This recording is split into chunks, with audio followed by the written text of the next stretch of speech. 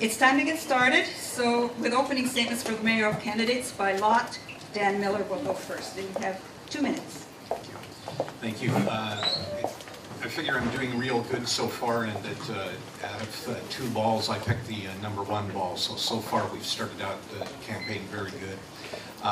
61 years I've lived in Pacific Grove. I spent a lot of those years in my grandparents' house, where I live now, actually right across the street from here, in a house they built 83 years ago. I'm born and bred here. I've basically lived here my entire life. I've spent the past 6+ years on the city council, and before that I was over 3 years on the planning commission.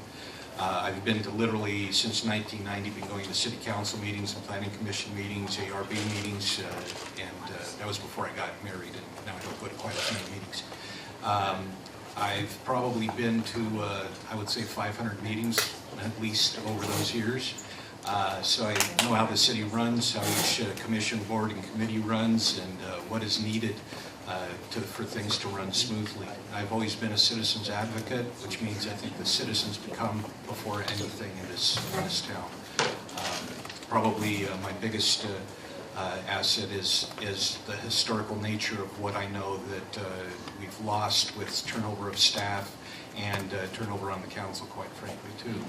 I think it's important that you have a background as to why things are like they are, so when people start talking about taking out all the parking in the middle of Lighthouse Avenue, or turning Pine Street into 2 lanes, that you understand it's been tried before, talked about before, and always been squashed. And so there aren't any real new ideas. There's just ideas that are different, or that are being regurgitated by people that don't know what the history behind it is. So I put myself out to run for mayor because I feel the city's going in the wrong direction, especially with short-term housing, which I am against the short-term rentals. And since the vote was 4-3 on short-term rentals, it's very important who gets selected. Thank you, Ms. Miller. Mr. Kampe. Thank you very much. Thank you to the League and to the Chamber for this event. Appreciate the chance to be here.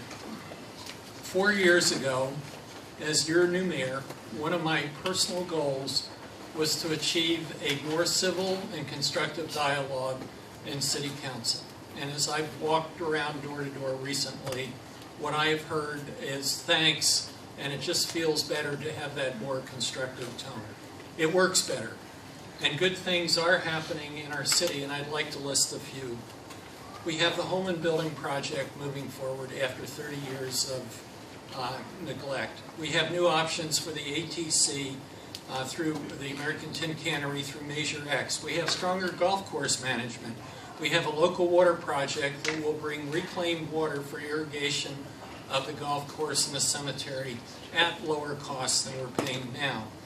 We have a short-term rental ordinance. It is controversial, it's important, and we know it needs some tuning. We have a strong staff, including a new city manager and new police chief. We've had 7 years of budget surpluses. That's been achieved through lean staffing, selective outsourcing, and yes, deferred maintenance, which is a challenge for the future. Still, our roads are getting more attention in the last 4 years than they have previously. Our sewer maintenance plan, and you see the evidence all over the town, is very sound and a strong plan. We have a wonderful library. I hope you've seen it. Challenges ahead, I'll mention 2. Water for the peninsula and financial sustainability for the city of Pacific Grove, and they are linked. On every issue, my goal is to find a common ground that allows us to take pragmatic and useful action, to find the path forward that we need to achieve and maintain the quality of the city we want and deserve. That's why Thank you, Mr. Kampe. That's why I ask your support. This first question is a combination of 2 questions, and it relates to the Public Employees Retirement System, PERS. What amount do you understand Pacific Grove to owe to PERS? What is the present and future impact on the Pacific Grove government budget of the city's obligation to fund CalPERS? And what is your plan for Pacific Grove to pay off the debt? Oh, Yes, you will go first, Mr. Kampe. Okay, we have spent a lot of effort in the city to mitigate our obligations to CalPERS. We've been a leader in that. The quantities are large numbers. We are paying about $2.5 million, I think, it's about $3.5 million a year now, and it's going to go up. But we've also found that at the local level, we are not able to make the progress we would like to make. I actually spent time on the phone this morning talking to Chuck Reed and Dan Plessier, who are leading statewide initiatives. We need statewide help on that, and this is part of our financial sustainability challenge. Thank you, Mr. Miller. So the main question was, what is your understanding of how much we owe? We owe about $100 million. And that's just what's gone up in the past 6 or 7 years. So figure out exponentially if CalPERS continues their great investments where we're going to end up being. How we could have dealt with it was a measure that was actually signed, an initiative that was signed by 1,500 people in Pacific Grove that tried to get it on the ballot, and the city council, aside from me, decided to go to court and get it thrown off the ballot before there was even an opportunity to vote on it. And that cost the taxpayers, meaning you in this audience today, $600,000 in legal fees to keep a citizens' initiative off the ballot before you even knew what it was going to do. And it was a possibility, if it held up to court challenge of reducing the amount of CalPERS that the city was going to have to pay. It was never given the chance. Thank you. All right, Mr. Miller, you're first on this question. Should the city hire an economic development manager? Why or why not? Well, our community development director is, I could point him out and you could all talk to him at the end of the meeting, but that's part of his job, and so we actually do have somebody that's part of their job to do. We do have an economic development committee that meets on a regular basis and deals with some of the problems we have in town as far as the economics. It's really tough because you have a lot of property owners downtown, different property owners and people that aren't moving from where they're at, like banks and things, that it makes it real tough to revitalize downtown, especially when property owners aren't willing to change what they have, and with upkeep and with who rents there and trying to keep people in there that are an asset to the community. So we do have somebody, and I'm supportive of him and of continuing on with him and in the direction that we're going, which I think is a positive direction. Thank you, Mr. Kampe.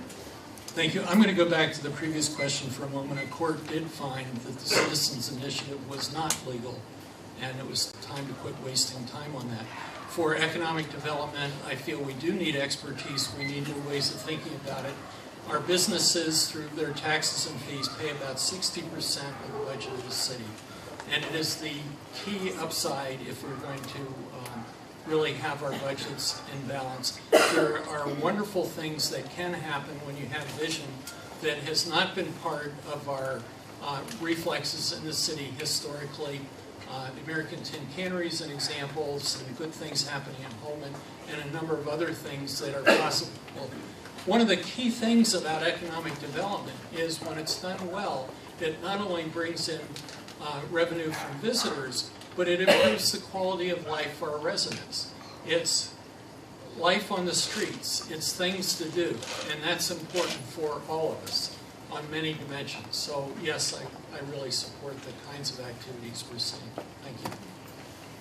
Mr. Kampe, in view of Pacific Grove's shrinking urban canopy, what suggestions do you have to correct this situation?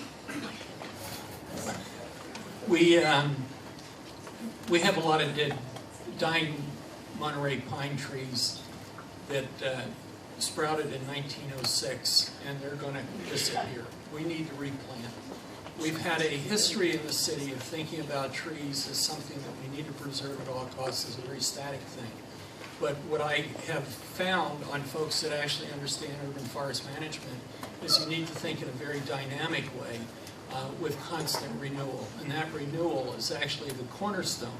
Why a forest of 1,000 years can exist when the individual trees only last for 100. There's time decay and renewal. It's the renewal that we need to do. We're actually doing quite a bit of planning.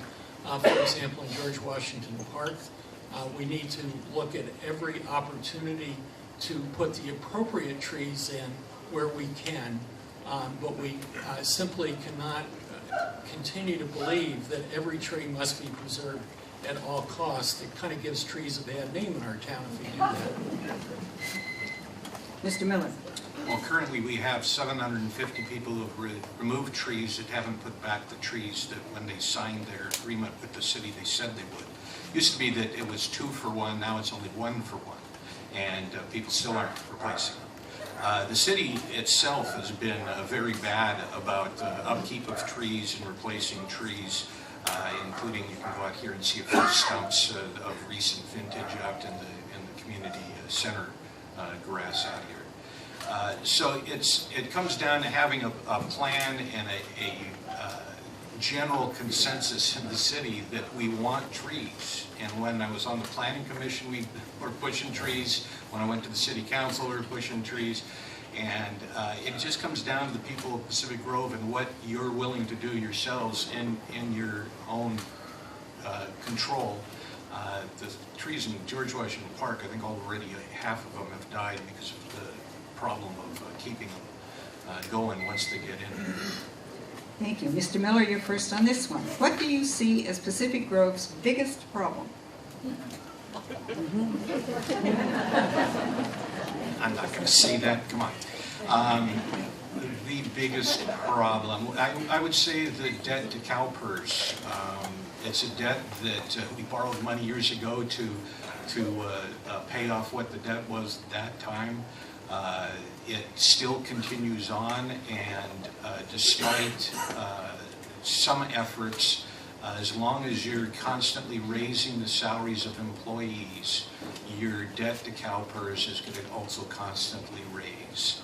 And sooner or later, there's a tipping point, and we've pretty much got to that tipping point. There are things that could have been done previously that weren't, and now we're stuck where we're at. And as long as we give the raises that we do, not too long ago, about a year ago, there was a 14% across the board raise that I voted against. And you can't be giving out raises like that and then have to pay CalPERS on top of it and think that you're going to have financial stability in a town this small with such limited resources. Mr. Kampe. In the first place, the issue on CalPERS is interesting. It's an issue largely of the distant past, and I would love to hear more concrete things to fix it. But what really affects us on this peninsula and the city is the availability of water to replace the illegal draw from the Carmel River. It is a slow strangulation of our business environment. It inhibits many of the options that would be important both for individual property owners and also for all our businesses. We need to do something about that. I currently serve as president of the Regional Water Authority.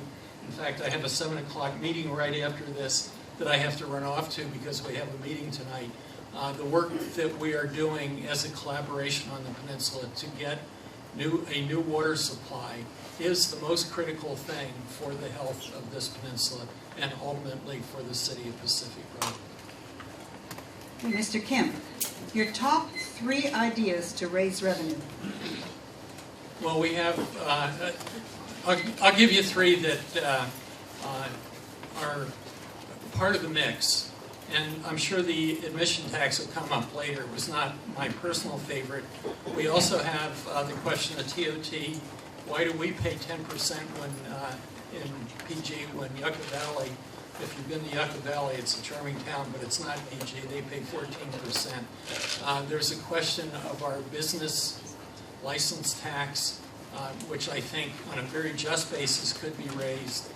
We're also looking at the master fee schedule. We kind of give away a lot of services in the city, and when we start to add up little bits and pieces here and there, there's substantial amounts of money that really should be paid at full cost by the people who benefit from those services. So there are 3 of the quick ones, and I think they all have potential for the future, depending on where we end up with the admission tax.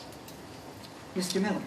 So I would say the number one is the admission tax, as pointed out in the literature, that the truthful literature, is that it's basically to equal what admission tax would be brought in by 5% for things that currently are not taxed at all, unlike going out and buying food or anything else. Every parcel in town would have to pay $500 a year to equal how much we would collect with admission tax. And everybody knows that I've wanted to get it on the ballot for years and years, and always we've been chased off. My opponent, and this is one of the things that drove me even more to running, was against the tax. Then he was for it and showed a wonderful presentation one night showing us how we would only survive if the admission tax was passed, and then 2 weeks later said that he was against the admissions tax. So we need some consistency.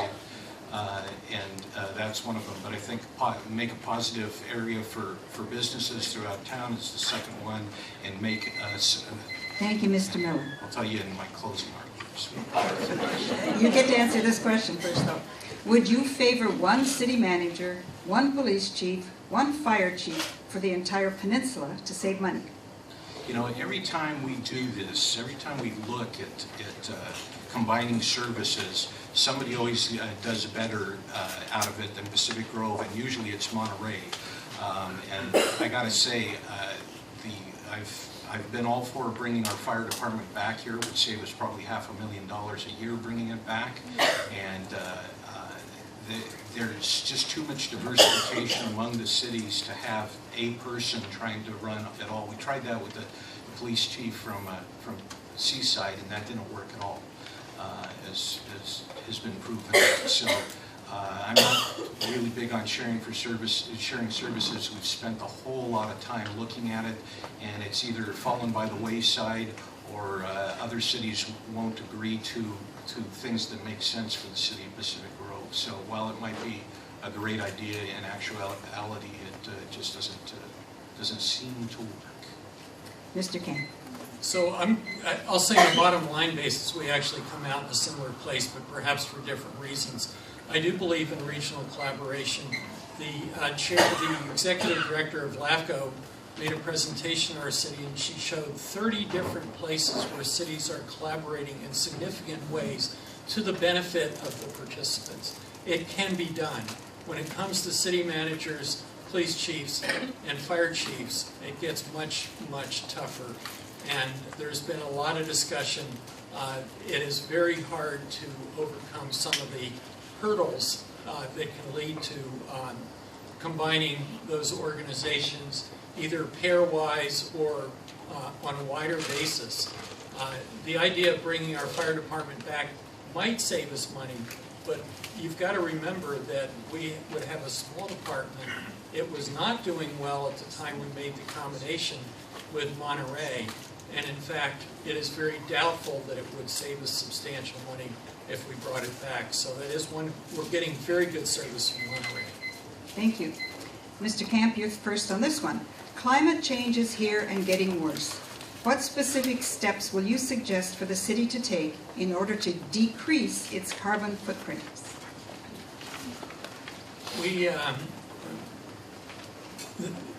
I serve on the board of AMBAG, and will probably, and currently first vice president would be probably president next year, and it deals a lot with carbon footprint.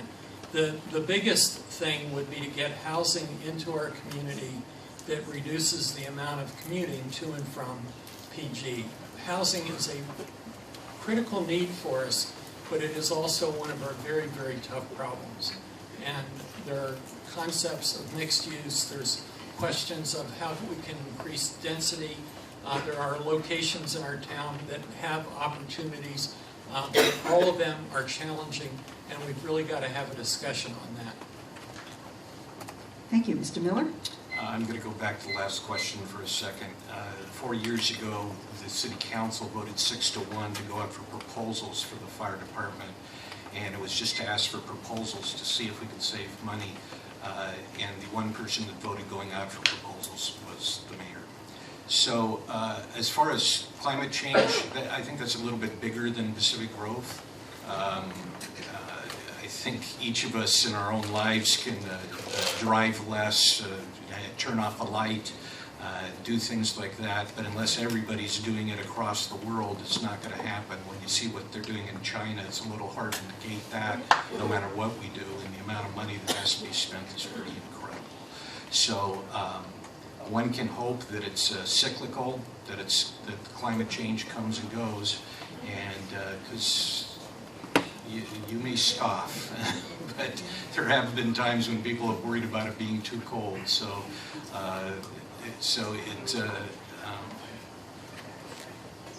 that's about it. I think we have to prepare and decide if we're going to armor or we're going to retreat or what we're going to do. But thank you very much, Mr. Miller. Sure. You answer this question first. What is your position on the city joining the Monterey Bay Community Power?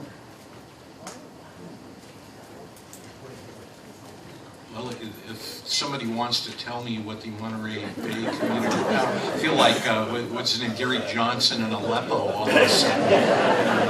I have no idea, I'm just reading the question. Does the questioner want to?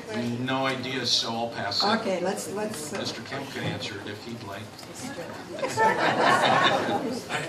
I could, sort of, but We're skipping that one, huh? there's more to learn on that one Okay. for all of us.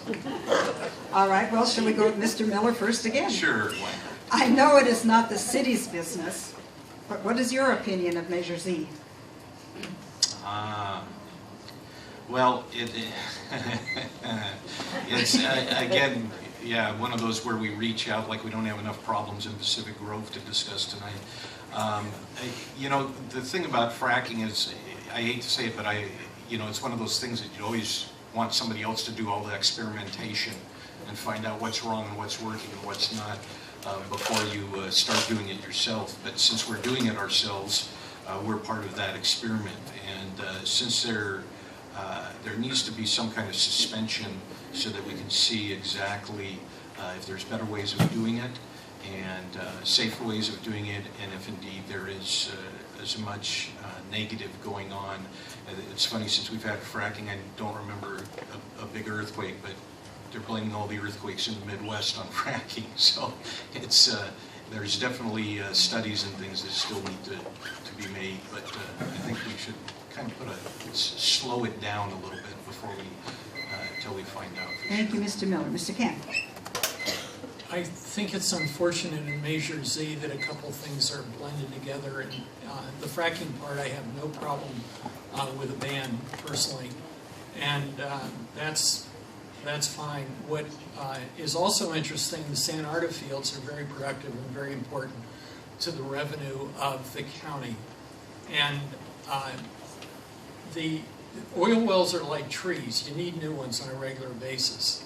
And so while the initiative does not define that operation as fracking, it does, as I was reading it and somebody can educate me, prohibit new wells. So basically that is, over a period of time, a shutdown for that facility. And so I'm saying a no, and so somebody can educate me on that. But there are concerns from folks that, for example, the sheriff was saying it will take $2 million out of his budget. I would urge you to do your own studies. Thank you, come to Mr. your own Camp. conclusions. You get to be first on this one. How can Pacific Grove ensure we keep the aesthetic of our hometown while ensuring an increased flow of revenue to the city's general fund? Well, the magic wand is, we have really a wonderful feeling in our city, and all our codes in terms of land use, housing, and development, and so on, I think are very consistent with preserving the character of the city. Not necessarily preserving every board as it was originally built. By the way, some of the things that were originally built were not that well built. So we have to allow people to kind of upgrade and invest. But we also need to make sure that the assets we have, for example, the Holman site, the American Tin Cannery, can be fully utilized. They're good locations for certain kinds of things. And if we do that, then we start to get the balance we want and really not only have the feeling we want in the city, but also have the resources to make it the quality of life that we like in the city. So I think it's doable, it's a challenge. Thank you. Mr. Miller? I think the key is that you make sure that the city stays at least as beautiful as it is right now, which I think is a fall off of where we've been, whether it be the carpet around the ocean or just in general, things that people come to the city to see, like the house that was owned by John Steinbeck, where he'd done a lot of his work and had formed some of it himself, basically was torn down. For all intents and purposes. That just should not be allowed to happen in a city like this that spends so much time trying to preserve any house that was built 70 years ago. So I think if we look to preserve what we have, do the best to fix our infrastructure, and there will go those surpluses that we have that everybody likes so much. But we need to be a place that tourists love to come to and spend their money. Thank you. Mr. Miller, you go first on this one. Are you for or against vacation rental Airbnb? Well, before I was against them, I was for them. I'm actually probably the first person that said, hey, you know what, if they're going to have these things, and this was probably 10, 12 years ago, if we're going to have them, let's at least charge tot tax on them. And that tot tax now is, and we were the first city to do it around here. Most cities don't even have anything dealing with short-term rentals. We're getting almost $1 million this past year. The only problem was, when I said it, at that time there was no Airbnb. It was people that were renting out their places when there was a large-scale event. That's what I support and always have supported, is your ability to rent out a place with the license, with paying tot tax, a short-term rental for the big events, which means like about 4 or 5 weeks a year, not a city of mini hotels everywhere you look. Mr. King? The short-term rentals are an uncomfortable reality for coastal cities and cities everywhere. And the truth is that we talk about a ban, but in reality, no city has achieved that. Monterey, the county, are struggling with this, and they have bans. So, to me, the stronger path is to regulate them, and that's what our current ordinance does. In that ordinance, we have a cap, a limit on the number. We have density limits so they don't build up too much in one place. We've got a couple problem areas. We have enforcement guidelines in there to make sure that people behave. We are learning, I'm hearing a lot as I walk around about possible tune-ups, some very pragmatic suggestions. And by the way, a lot of citizens are very pragmatic about the reality of short-term rentals. And we need the revenue. Without it, we lose rough magnitude, library, museum, rec. And Mr. Camp, what is your position on Measure P? Measure P is the emissions tax. I don't live in Monterey, Pacific Grove, so I don't know. So, Measure P is fascinating. You're going to vote on it. Vote your heart. Here's the deal. I did support getting it actually written. And by the way, nobody else in the council seemed to think we ought to actually have a draft of what we're going to vote on and put on the ballot until 2 weeks beforehand. And I did want to see that, because when the council voted to put it on the ballot, we ought to at least give citizens a chance and ourselves a chance to know what the heck it is. I admire the aquarium, which is the major point of contention on this. As an individual, I'm just delighted they're in our city. Our grandkids love to go there. As a city, they do not contribute a whole lot. They have contributed some, but not a whole lot. And I think you ought to make your decision as you see fit. Mr. Miller? Sometimes that fence gets real narrow when you try to walk it. I would say that it's pretty obvious since my name's on those the arguments for for it and the rebuttal, is that I favor it.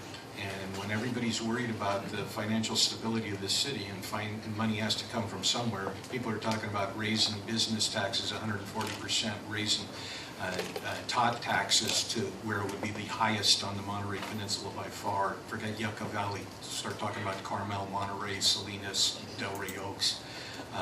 So what would harm the people of Pacific Grove themselves the least? And that is probably measure P. Once in a while you might go to a movie and it's going to cost you an extra 50 cents. A football game might cost you $0.25. If you have an annual pass to the aquarium, it's going to cost you about $5. So, you know, be real careful when you start getting arguments out there as to what the true effect is going to be. Thank you. Mr. Miller, would you support a cannabis dispensary in Pacific Grove? Why or why not? Wow. Throw me all the easy ones. You know, I've actually managed to go through life never having smoked marijuana. It is possible, folks. You know, and that was growing up in the 60s in high school. You know, again, it's one of those things that you go, hey, great money, you know, provider for the city, but you know, the way I look at things like that, when I think about it, I say, is it something that I would do? Is it a business that I would run? And quite frankly, I wouldn't. I wouldn't want my kids to be the kids and say, oh, hey, it's the Miller kids, they're the one whose dad runs the marijuana dispensary. I would hope I've gone a little bit farther in my life than that. So I just like we waited on alcohol, let everybody else experiment with that one, and we'll pick up the train when it's just before it leaves the station. Mr. Kampe.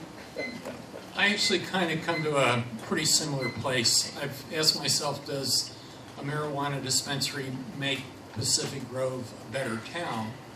And I recognize the reality that it's used a lot. We will have more guidance after the next election on measure, what is it, 65, 67, something like that, that'll tell us a lot more about what's legal from a California law point of view, if not necessarily a federal point of view. But I don't see a rush to move in that direction. I know Delray Oaks is absolutely delighted with what they're doing.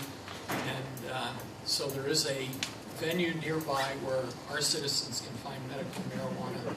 And I'm sure that frankly, our high school kids probably know a lot of places that you can get recreational marijuana.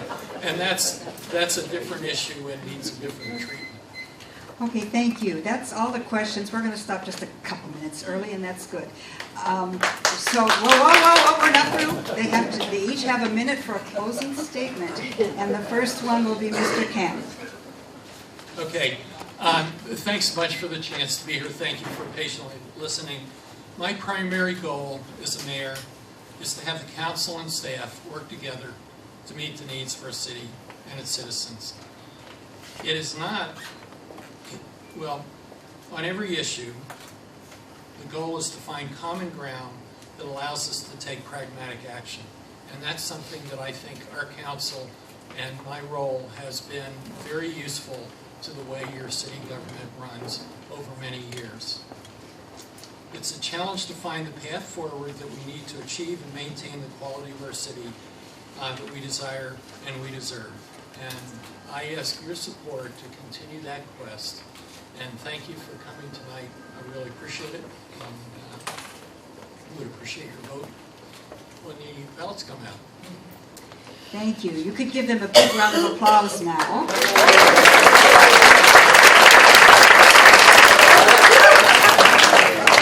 I'm sorry, Mr. Miller. I didn't mean to forget. Oh, I just know that the applause that comes after I speak will all be mine. So in 61 years of living in Pacific Grove, I've seen a lot of changes, some good, some bad. You know, anybody that's been here long enough to remember the Methodist Church being hit with a wrecking ball down on Lighthouse Avenue realizes the bad. The good, there's a possibility something good will be at the American Tin Cannery. There's a possibility something will be at the old tinnery that we'll all like. The beach house is a wonderful, something that was resurrected from the ashes, and we thank Mr. Indian, Mr.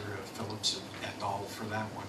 So I think we need to keep a positive business approach going. Always remember the citizens. This is a town of residents. We can't forget that, or all of a sudden you're just going to have a city that's, we're Catalina Island or something without the 360 ocean view. So please think a lot about it. Read the literature, read the positions. Mr. Kampe and I are very, very different, and our votes have shown it. So, find the one that you think's representing you best and vote your heart. Thank you. Thank you. Now you can.